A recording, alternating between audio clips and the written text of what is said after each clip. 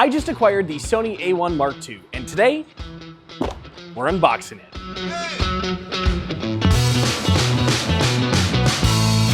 So a little bit of backstory before we start opening it up. Sony released this camera in December of last year. I ordered the camera in January and I did not receive it until just now in April at the time of recording this video. So it's kind of a hot commodity. Now, I don't intend to be a review channel, but I figured because this is a in-demand camera and I was actually able to acquire it, I'd make an unboxing to show you my first initial thoughts picking up the camera and holding it. I did a shoot last year in Europe with the Sony A1, and the reason we did that was we were just wanting the extra battery life of that battery grip, the 8K capabilities, we were filming some old historic things, and the ability to kind of walk everywhere with it in a small compact form.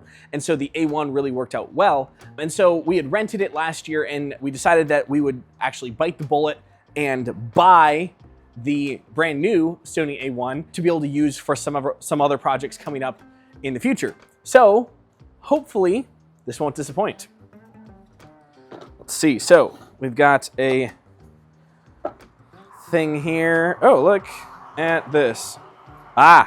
This is the first thing that you'll see when you open up the camera or the box, and it is a little HDMI USB cable harness, I guess. I don't know, but essentially it hooks on. I'll put it on the camera here in a minute. I think it probably hooks onto the side of the camera and that allows you to loop your cables out and cable manage your cables, so to speak. All right, looks like we've got an extra eyepiece cover for the camera. Nice.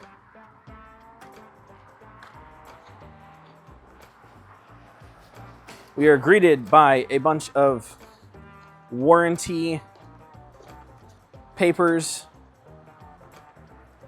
all things that probably are important, but I'm not really gonna care about right now. And what y'all have been waiting for. Here it is. The Sony A1 Mark II. Okay, I will say, just immediately grabbing the camera, they redesigned the ergonomics of the handle and the button placement, and I think they did a really good job. It's much more rounded and much less square, which I think is the right move.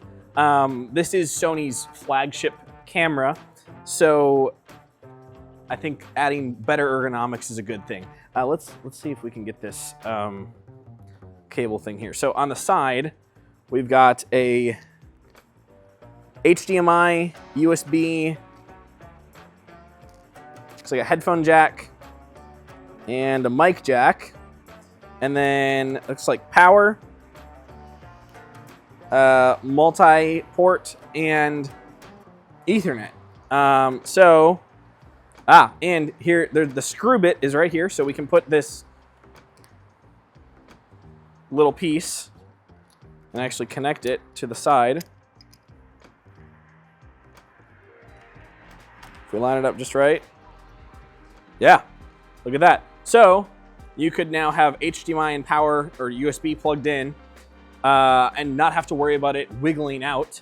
It is probably more of a clunky design. I'm pretty sure that there probably are other better designs, but it's cool that Sony sends you that right in the box. It definitely would make, holding the camera up a little bit different, but I think that's more for, mounted scenarios where the camera's just sitting there and you don't want to touch it. You want to be able to mount it high up in some rafters or something like that. So let's take this off.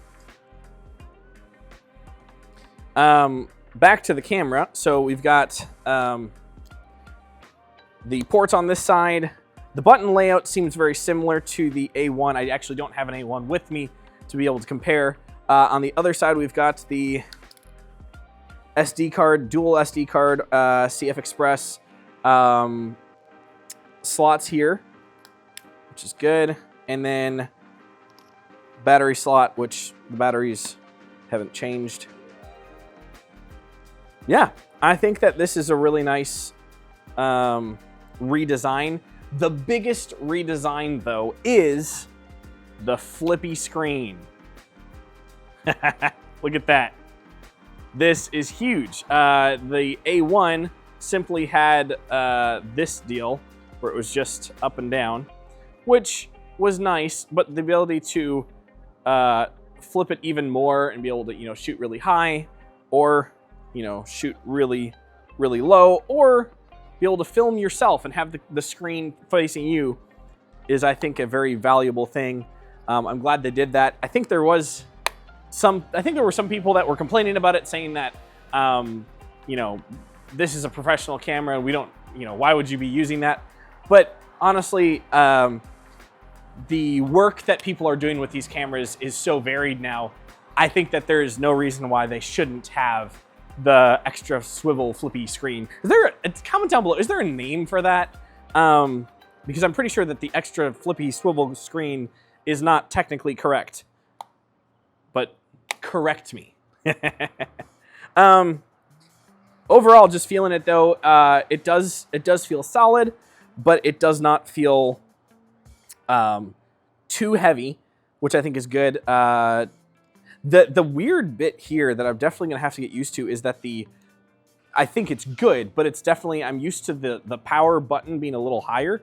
Or maybe it's not higher. I don't know exactly how to describe it, but it's different, which I think is probably good, but still, it's gonna take some getting used to.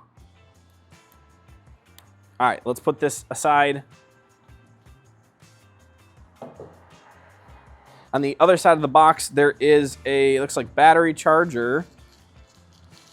Oh, this is a 2 battery charger. Looks like it plugs in via USB-C. That's cool. It charges 2 batteries at once. Probably they're assuming that you're gonna use the vertical battery grip, which is, yeah, that's a good thing. I like this a lot. Sony should put 2 battery chargers in every camera they do. Very glad about that. We've got a Sony A1 II strap, in case you want to show off your expensive camera you just bought. And then, of course, you get a 2 battery charger, but you get 1 battery. That does feel good. I will say this feels like it almost could slide out pretty easily. It did just slide out, but I can't get it to redo it. So maybe I didn't seat it totally in there. I don't know. Maybe I spoke too soon about the multi-battery charger. I don't know. We'll see. It definitely has some play if I shake it. Not that you would be doing that, but it is just... I will say too, the plastic on this charger feels much more solid than the standard charger that Sony gives in a lot of their cameras. So I didn't plan to go super technical into this camera. I just thought it would be interesting to unbox it and show you guys my initial thoughts just opening it up. I do plan to put it through its paces in some way and probably make a video about it, specifically thinking about the video sides of this camera. It is not necessarily strictly a video camera, but it has useful features for the specific use case that I'm using for some films I'm working on. I think one of the biggest things too is just the fact that it's got a small footprint, it's not obtrusive, and it also has a viewfinder, which can be really nice. I know I just talked about how much I like the flippy screen. Yes, but also in super sunny environments, nothing's gonna beat looking through a viewfinder to be able to see your frame, which I think is really nice. So, I don't know. Let me know what you think in the comments below. Is it worth Sony releasing? Did they really need to release this camera? I think really the only technical upgrades that I've seen that are really interesting is the AI chip now inside of it that helps the autofocus become better. I'm not a camera tech channel, so I will leave all of the tech reviews to those people. I just wanted to kind of give a review from my perspective, opening up and looking at it. So I hope this video was enjoyable for you. I hope that it helped you as you look around at the Sony A1 and decide if it's worth the $6,500 that they are asking for it. All right, thanks so much for watching, guys. I hope you enjoyed this video. Now stop watching and start making something. I believe in you, and I'll see you in the next one.